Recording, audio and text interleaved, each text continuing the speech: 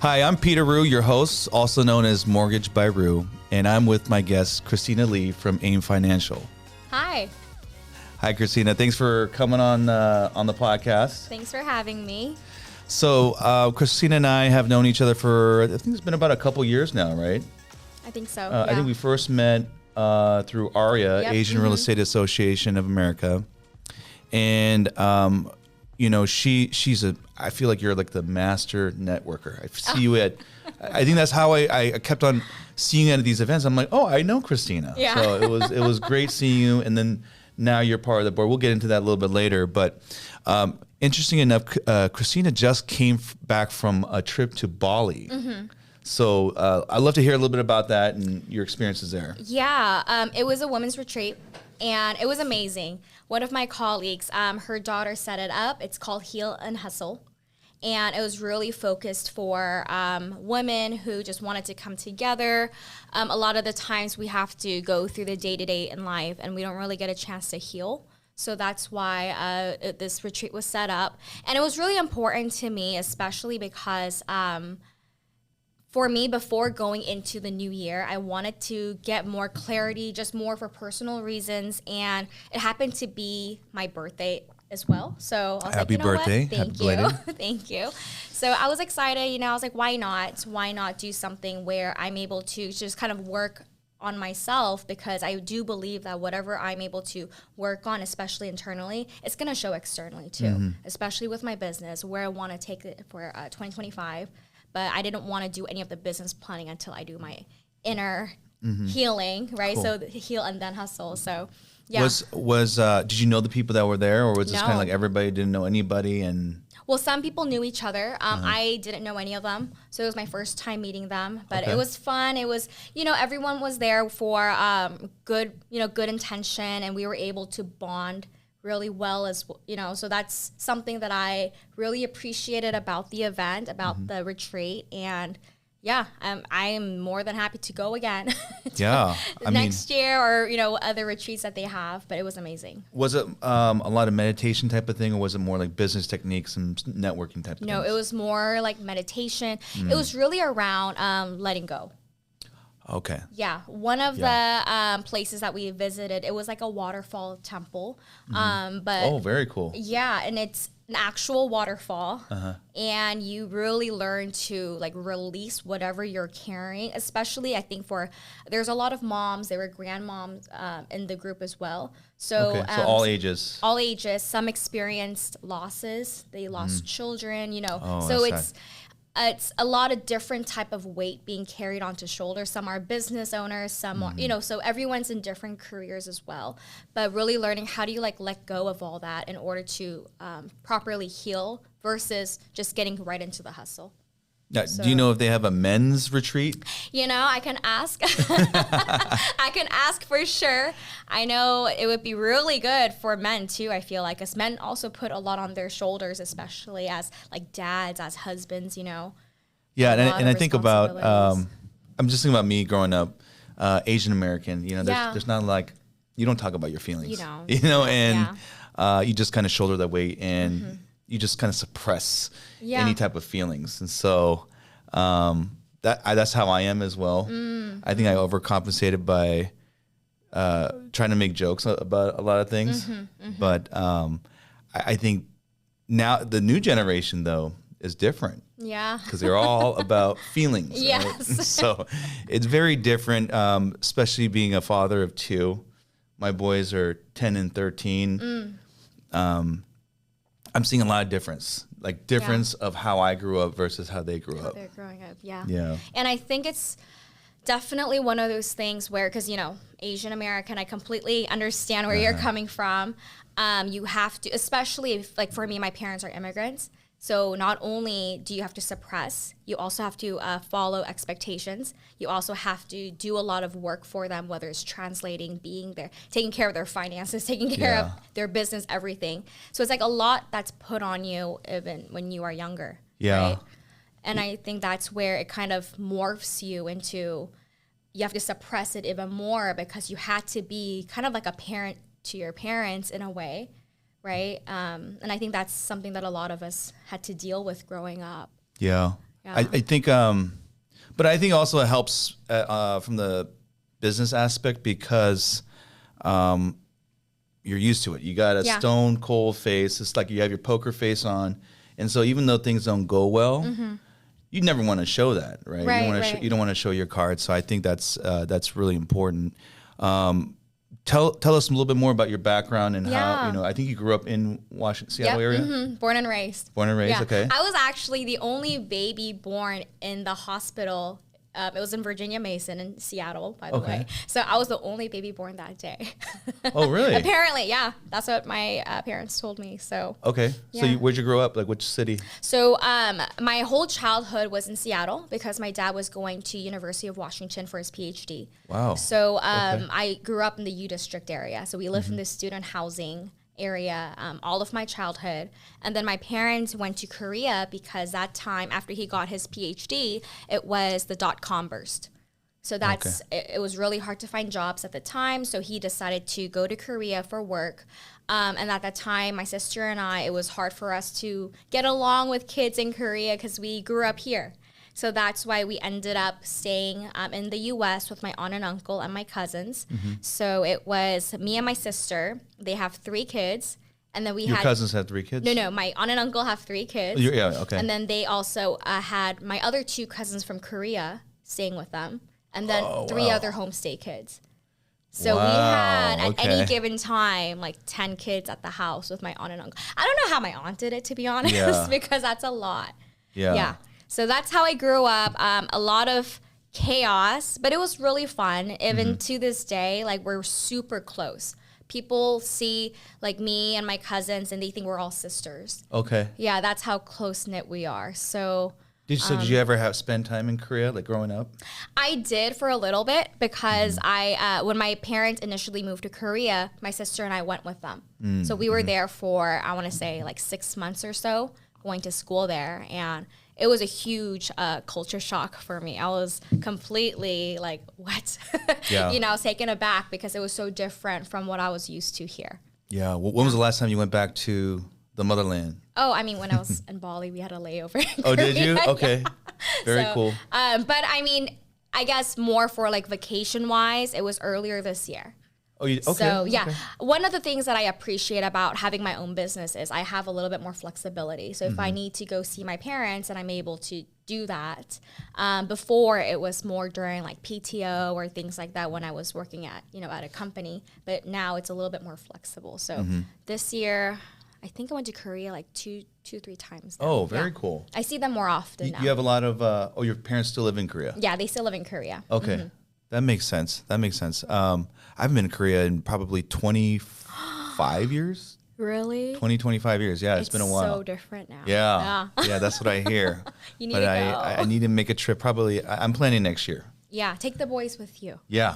I think that'd be very interesting dynamic to see be in an area where it's just all Asians. You know, like it's we see a little bit of a melting pot in Seattle, but to see just all Korean people, that would be, I think, kind of a trip for them. Yeah. Do you have family there? Yeah. I got some, cousins and aunts and uncles. Okay. So but they can take you and your boys around and Yeah. So I'm looking forward to that. But let's go back to AIM Financial. So you are a minority woman who started your own business. And you deal with the financial sector. Correct. So tell me about how AIM Financial came about, how you got into financing, and because it's not an easy field. Yeah, it's not. Well, I was actually a client first, and I originally needed help with my 401k. So I had left a company and I had my 401k just sitting there and I didn't know what to do with it. My uncle introduced me to an agent who helped me roll it over. So initially that's how I learned. Like an IRA? Like an IRA, yes. Okay. And at that time, the agent really educated me on different money concepts. And there was a lot that I didn't know. And at the time, I thought I was okay. I had a great 401k plan. I had stock options. I was like, okay, I'm good. But after learning about a lot of different money concepts, especially on the tax side of what's taxable and what's not taxable, that's when I realized there's so much more that I didn't know. My family didn't know. I have a lot of cousins. None of them knew. My friends, colleagues. So I decided that I wanted to learn more, just more for like myself and my immediate circle. So that's actually how I got started. So I was just sending in referrals at first, but because I was sending in so many referrals, the agent suggested that I get licensed. So I'm also able to get compensated for the referrals. And I did that. And eventually, after COVID hit, my parents lost their business. Oh, and, you know, in Korea. Yeah. And they had an international school. So they were going back and forth. But like knowing kind of like what I shared, my parents went to Korea and my family was separated when I was 13 and my sister was 10. So that was a huge sacrifice on their end. And seeing that they worked so hard, sacrificed so much for like 30 years and they didn't have a retirement plan. They didn't have a plan B. They didn't have the things that I learned about and I was helping my immediate family and friends about, but my parents, they didn't have anything set up. I think that's so typical. It's sad, right? Yeah. It's so typical to see our parents' generation. That's what they did. Yeah. That's all they did was just they worked, they saved. But they don't think about retirement. And I think the new generation. I mean, one of the reasons why I got into mortgage was I wanted to help families build generational wealth. Yeah. And I remember one of our conversations that we had about. I think it's the universal life, and how it could be a tax haven, right? Like there's some. The other thing was, everybody knows about the 529 plans. You know, especially if you have kids, everyone thinks about 529. But there's other products out there. Yep. Right. Yeah. I personally like Index Universal Life and IUL, primarily because a 529 is a great plan. But if your child decides that they don't want to go to school, then, or let's say they get all the scholarship money and whatnot, then the 529, yes, you can roll it into a Roth IRA, but a Roth IRA, your child can't touch until they're 59 and a half, right? Also, whatever you have in your 529, it's going to count against you when you're applying for FAFSA. Financial aid. Yeah. Those are two big factors, right? Because exactly. Why put your money into a 529 plan with all these limitations when you can just put into an IUL and it works as the same thing with less limitations and it doesn't affect financial aid? That's a big part of college. Exactly. Financial aid, they're not going to look at life insurance as a way to determine do you need grants or not. They just don't look at it. Yeah. I mean, I think about all the kids I went to college with at UW and how they all had financial aid. And if something like this was a determining factor, having a 529 plan versus an IUL, I mean, this is like some information that needs to be spoken about more often. Oh, yeah, for sure. Yeah. And I'm not saying 529 is it's a great plan, but it just depends. Because everyone is different. It really depends. Because even an IUL, there is a cost for an IUL too. It's not, it's not a free plan. You still have to pay for the cost of insurance. But when you are a child and the cost of insurance is really low, then it might make sense to set up something, lock in that price, and have that money just grow. Yeah. Because it does accumulate. You don't have to pay taxes once you pull it out, right? Yeah.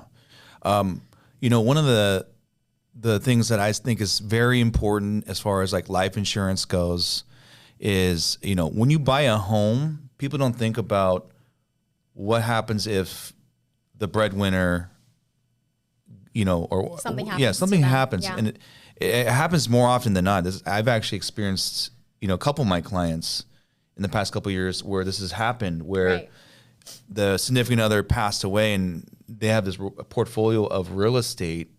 And now it becomes difficult for them, right? And so can you talk a little bit about how there are some things, inexpensive things that people can purchase in life insurance to help in that type of situation? Yes. I mean, the immediate thing that everyone knows about, I guess, is just death benefit. Everybody knows if you have a life insurance plan, if something happens to the insured, the beneficiary gets something. That's commonly known.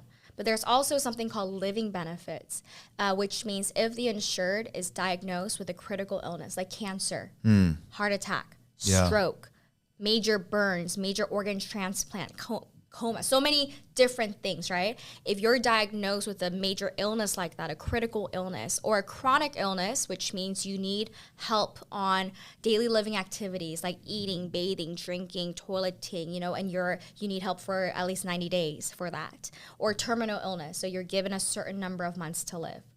The life insurance company will actually accelerate your death benefit while you're alive. Wow. So, for example, we have a client who had a $1 million policy, and he was diagnosed with stomach cancer. And he actually got treated, and he is now cancer-free. And he thought he wouldn't qualify for living benefits, but we wanted to make sure that we check with the insurance carrier, so we did. And he actually had two options. One option was to get, I think it was like $740,000 cash, and keep like 150K or something like that with death benefit, or get $360,000 cash and keep like $500,000 in death benefit. And he chose the latter half because he did have a retirement plan. He was financially good, so he didn't really need to have $780,000. But that at least gave him options. So he's able to use the funds for like ongoing care if he wanted. He ended up buying real estate. So, nice. So it's your money. But if you are a homeowner and you do get sick and you don't have options like that, and you're in a position where you still need to pay for your mortgage, but maybe you can't work because of chemo, right? Then what are you going to do? Yeah. I also think that, so we're Asian, so we understand like Eastern medicine.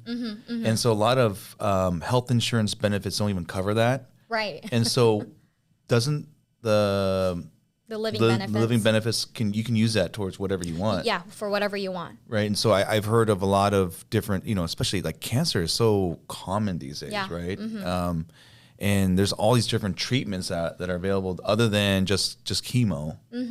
And so, Eastern medicine's they've been doing it for a long time. Yeah, for a long time. Yeah. But you just can't get it covered under regular health insurance. Yeah. So, I mean, as a homeowner, if you have a liability, like especially a home is a large asset, you want to protect that. So if you are sick and you can't work and you need to have some sort of financial assistance, having a policy like that, and living benefits is not like an additional cost you have to pay. Oh, it's okay. So it's included. Yeah. Okay. Not every company offers it, but the ones that do offer it, it's already included in. So a lot of people, and I thought this too, if you work for a corporation like New American Funding, we have life insurance. I don't think we have living benefits for life, for regular corporate ones, right? Regular corporate, we call it group term policies, typically don't have living benefits. Maybe they might have like one thing, like, terminal illness or something like that. But got it. Typically they don't have all three. Okay. So I always recommend get your policy reviewed. Products are changing every year too. New things are it's like a phone, right? Just like how a phone gets developed every year, even life insurance is like that. So it doesn't hurt to get it reviewed, making sure you have all the newer benefits, because you don't want to miss out on something and especially if it's free, right? Then why not? And it's pretty inexpensive too, is what I've heard. It's pretty inexpensive depending on what type of plan you get. So if life insurance is either a term or a permanent. If it's a term, it's inexpensive, but it's only good for a certain number of years, whether it's like a 10, 20, 30-year policy. But if it is a permanent, it is a little bit more expensive, but then you do have additional benefits, like what you were asking about earlier, the IUL. You're able to put the premiums, the money that you're going to pay anyway, into the policy, and it grows, right? And you're able to borrow against it. That's an additional benefit you get. So best case scenario, you're healthy, nothing's wrong, right? You're able to just use the money to do whatever you want with it. Invest in real estate, for example. I know someone who used her policy to buy 4 properties. So, so she was able to borrow against it. Yeah, I mean, I think life insurance is not really thought of as a way to generate wealth, but there's a lot of things that you can, utilize through life insurance, right? Yeah. I mean, I heard the term the rich man's IRA is an IUL, right? A rich man's Roth. A Roth, yeah. It's an IUL. The reason why that phrase came about is because just like a Roth IRA, you put your money in, it grows, and you're able to access it tax-free. Same thing. But the reason why they say rich man is because the contribution amount, based on how the policy is set up, you're able to put in more than $7,000 a year.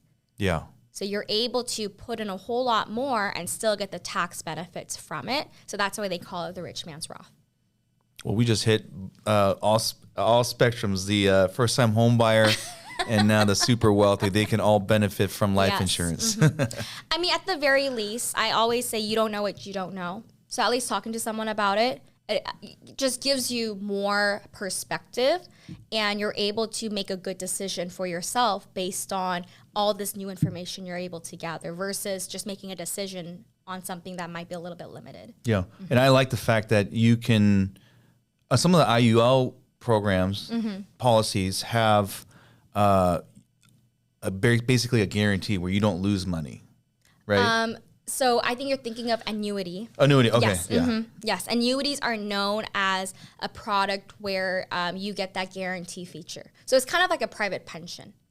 Like a pension, you're paid out for the rest of your life, right? Annuities have that functionality too. Okay, and then is there a minimum that they'll make in returns? Like 7%, 8%, whatever it is? Depends on the product. Yeah, depends on the product. You do have the option to get a fixed interest. Fixed, great thing about that is it's a guarantee. Yeah. But the bad thing about it is what if the market is really well? Yeah. Then you're missing out. So there's fixed, there's variable, meaning it's market. So when the market goes up, great. Market goes down, not so great. There's also index, which means when the market goes up, your money goes up. When market goes down, your money is locked in, so you don't have to participate in the loss. Got it. So, see, yeah, all these products have different type of interest. So I bring this up because I have a lot of clients who have, additional funds, and they want to just pay off the mortgage or pay it down so much. And I'm thinking, why would you do that? When they're missing out on opportunities. Yeah. Right. Like, let's just say mortgage rates right now are 7s, just to, for rough figures.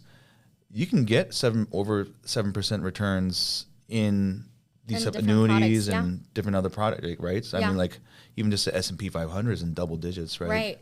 I mean, I think about it like this. So let's say someone has an extra $100,000. Okay, they want to put it towards paying down their house, their mortgage.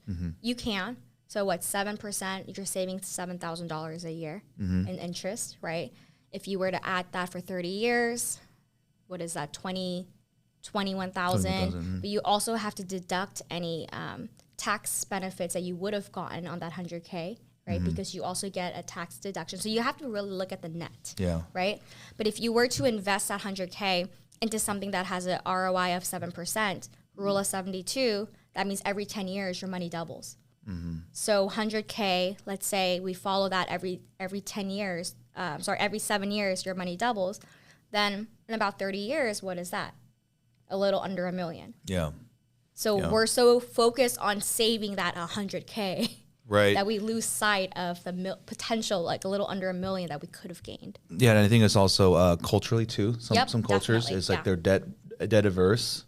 I know in Korea they don't even really have like a credit system, right? And I think the U.S. is a little bit the opposite. They're like, hey, use all your credit, and that's why a lot of people have credit issues, right? Credit card debt's at all-time highs right now. And it's because everyone spent so much money during the pandemic because they're just at home. So I mean, it's a consumer based country as well. Yeah. Let's talk about AREAA. So Asian Real Estate Association. Christina just became one of the board members for 2025. So congratulations to that. Thank you. I'm looking forward to it. I really admired how you came to our board meetings. You got involved even when you weren't a board member, I felt like you put in a lot of time and effort, and that's why it was like well deserved that you are a board member. Thank you. And I'm excited to have you really pushing the next generation for AREAA in the Seattle chapter myself. What got you, well, first of all, how did you find out about AREAA? And then what made you stay? Yeah, so I found out about AREAA through one of our agents. Her friend is a lender, and she was asking me, oh, are you going to the AREAA? It was like some sort of an event, and I didn't know what AREAA was. So I was like, oh, no, what is AREAA? So she was telling me about it. So I was like, oh, that's interesting. So I did a little bit of a research. And what really drew me to AREAA was the mission statement, actually. And it was it talked about giving Asians or Asian Americans a voice.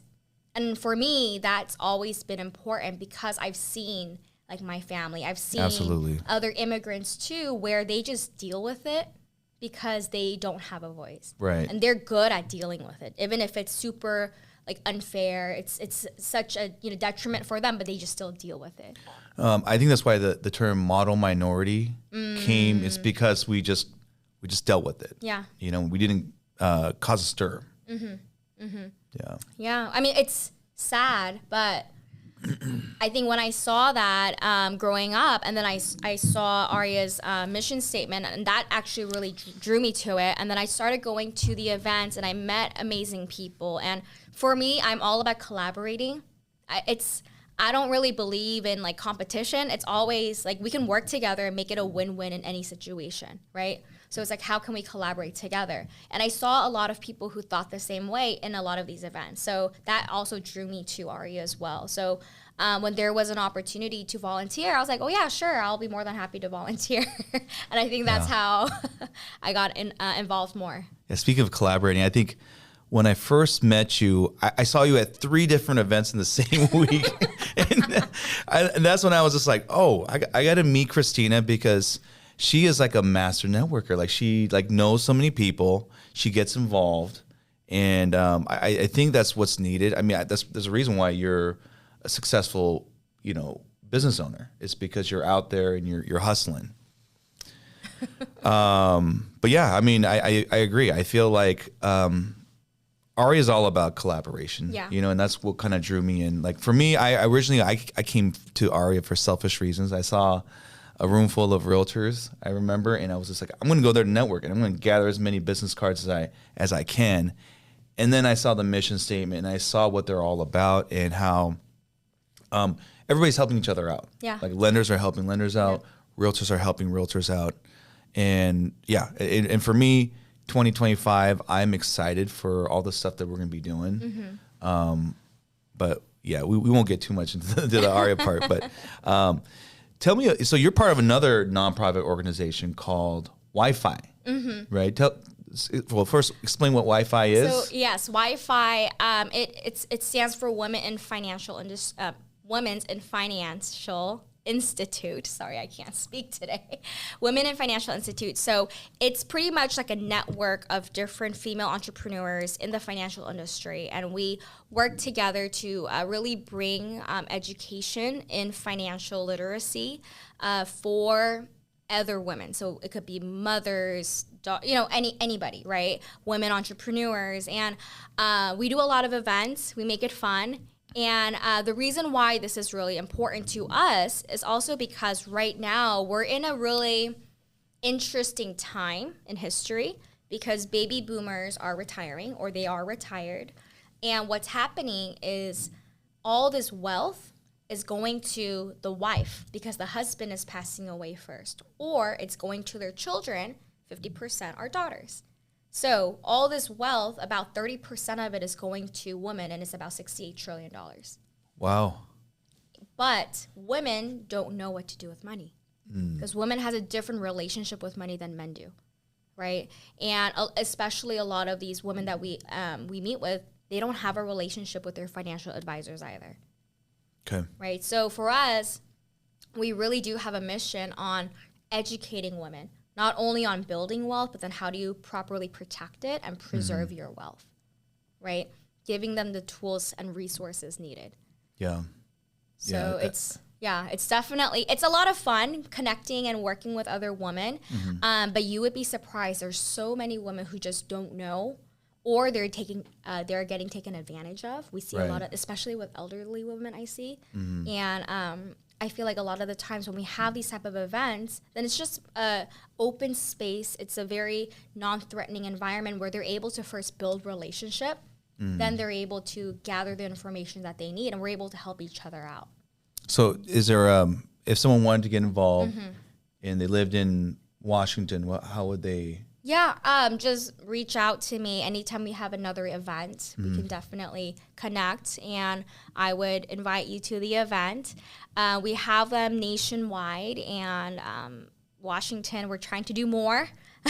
There's a lot to do, but we need more people. That's for sure. We do need more people because there's so much to do out there, so much information that we need to share out there. But harvest is plenty, workers are few. Yeah, I agree. Even any women who are looking to enter the financial industry as well. Oh, right? You guys do like mentorship? Yeah, we do mentorship programs? trainings. Okay. We have a really robust onboarding program, and everyone has a different niche. You know, I have a mom who is also an artist. Her niche and her passion is really for the artist community.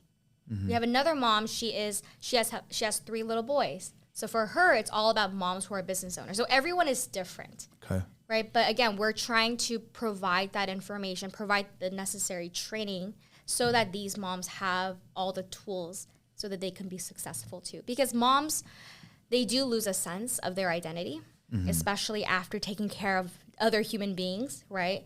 And when they are in a room full of other women who are also like driven and motivated, it just sparks something within them. Yeah. And it's so beautiful to see a community like that come together, helping each other out. And I think that's the reason why we love these type of events where we have like the women empowerment events. We're going to have a divorce panel coming up soon as well, where we actually have divorce experts share on what women need to know if they are considering getting a divorce. Because again, women are always financial literacy wise, they're a little bit behind when it comes to knowing certain things. So they're always at a disadvantage, right? So how can you better prepare yourself, especially if something like a divorce is going to happen? Right? Yeah. That's pretty deep. Christina, what I really admire about you is you give back. You give so much. Like you giving, volunteering all your time for all these different nonprofits. Tell us a little bit about your why. Like, why do you work so hard? Why do you give so much? Yeah. I think it all goes back to my parents and my family too. Like I mentioned before, I've seen my parents struggle so much. They've sacrificed so much, and now they're at a place where they should be enjoying their golden years, but they're not. So things like that, I want people to be able to enjoy life. And I see so many instances where individuals, they have to sacrifice, they have to struggle, but they're still not able to enjoy life.